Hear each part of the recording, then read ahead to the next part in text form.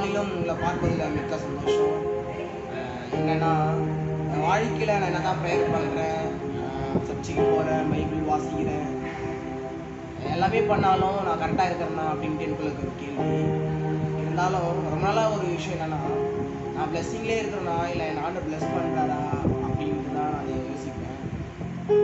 ஆனால் இன்னைக்கு ஒரு வசனம் வந்து எக்ஸ்பெக்டே பண்ணல, ஆனால் அதை தேடி அந்த வசனம் எனக்கு வருது. என்னன்னா, இன்று முதல் உங்களை நான் ஆசீர்வதிப்பேன் அப்படின்ட்டு ஒரு வசனம், ஆகாய் 2:19.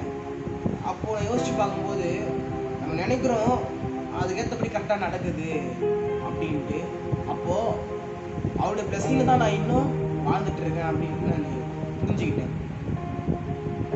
நம்மளுக்கு கூட நிறைய எப்படி சொல்கிறது கேள்வி வரலாம், அவருடைய நான் பிளஸிங் இருக்கிறேன்னா அப்படின்னு. நீங்கள் வந்து அவருடைய நினைவில் எப்பவுமே இருந்துகிட்டே இருக்கீங்க.